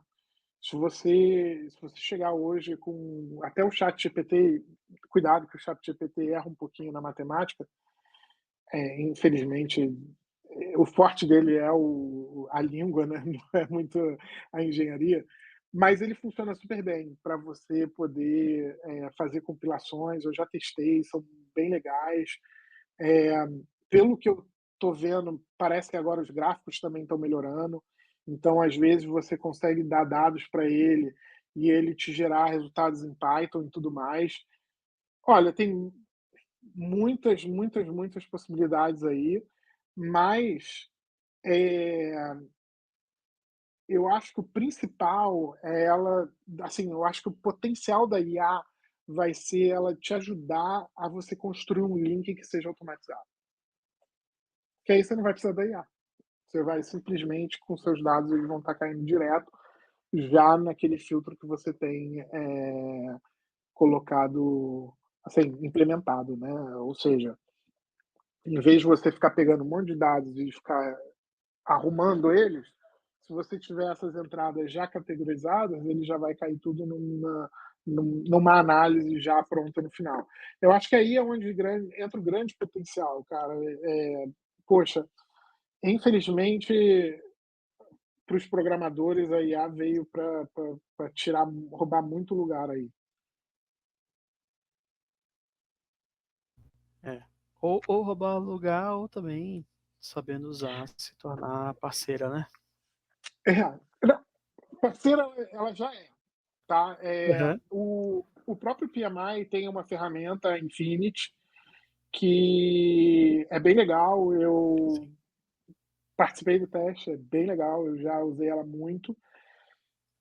Gosto, assim, uso pouco, tá? Assim, é raro até eu ter alguma dúvida para poder testar ela de novo, mas é bem legal. É bem legal. Ela te dá resultados, ela faz análise de cenários, ela faz às vezes análise de opções, né? Tomada de decisão. Nesse ponto também é muito legal a tomada de decisão, ou seja, você fazer uma análise de prós e contras sobre duas opções, ou três, ou quatro, e quanto mais opções é aí que ela entra com um grande diferencial, né? Porque se você tem 30 opções e você não sabe qual é a melhor, ela vai te ajudar a achar a melhor, tá? Com certeza. Mas, lembrando como tudo, né? Garbage in, garbage out, né? Se a gente não sabe fazer direito as perguntas, se a gente não tem as informações na mão, o, o, o que vai sair como resultado não vai ser da melhor qualidade. Mas é bem legal, já é o nosso assistente hoje, utilize e vai. A gente espera que vai evoluir um pouco e aí talvez a gente possa ter opções aí no futuro, mas até agora o que eu posso garantir de testes são esses, né? Não, verdade. Tá. Caminhando agora já para o final, vou mandar novamente aqui antes da gente se despedir, responda a nossa pesquisa de satisfação, né? Inclusive se você quer receber o seu certificado com seus PDUs, é importante você preencher a pesquisa de satisfação, que aí a gente vai saber, vai poder enviar bem direitinho para você. O PDU ele vem no certificado, tá? Quem fez a inscrição paga, quando for enviado o certificado para você, ele vai chegar no seu e-mail, ele vai estar lá com os PDUs. Também lembrando o nosso próximo webinar, né? Estratégia para gerenciamento de cronograma em projetos. O link também já está aí no chat para que você possa se inscrever. Não deixe de seguir o PMI nas nossas redes sociais, né? O site é o pmi.org, o Instagram é o PMIDF, no LinkedIn também PMIDF, no Simpla é o simpla.com.br/produtor/PMIDF. E a gente quer te agradecer aqui, Henrique, pela tua participação, por essa aula que você deu nesse webinar, as dúvidas que você tirou do pessoal. Se você quiser se despedir do pessoal, dizer onde eles podem te encontrar aí, trocar ideia com você, esse momento final é seu para você se despedir e deixar seus contatos aí. Sou eu que agradeço, Paulo. É um prazer enorme poder falar um pouco sobre essa vivência. É, é uma área que, que eu continuo atuando. Eu não morro de amores pelos números, mas eu tento utilizá-los sempre para minha tomada de decisão, para que a gente possa ter fatos, não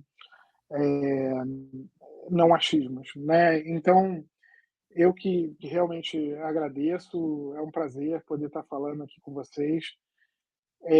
Eu acho que já foi passado o meu LinkedIn aqui no chat, mas Henrique Castro PMP é o final do meu LinkedIn. Eu acho que é a melhor plataforma.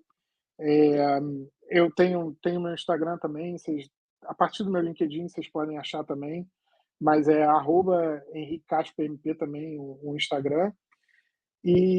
Mas pode ficar à vontade, podem mandar perguntas, eu gosto muito. eu tento compartilhar quando eu posso. É uma questão de falta de tempo mesmo, mas eu gostaria até de compartilhar mais textos interessantes sobre gerenciamento de projetos. É um assunto que eu gosto muito e gosto muito desses desafios, assim, também algumas situações que são mais complicadas, né? Essa tomada de decisão nunca é evidente. Mas eu que agradeço, muito obrigado. E fiquem à vontade, entrar em contato e uma boa semana aí para todo mundo. Show de bola, pessoal. Muito obrigado, Henrique, mais uma vez pela tua participação. Obrigado pela tua disponibilidade de horário para estar aqui com a gente. E lembrando aí, pessoal, coisas boas acontecem para as pessoas que se capacitam pelo PMI. Tenham todos uma excelente noite e a gente aguarda vocês aí no próximo webinar, tá? Um abraço, pessoal.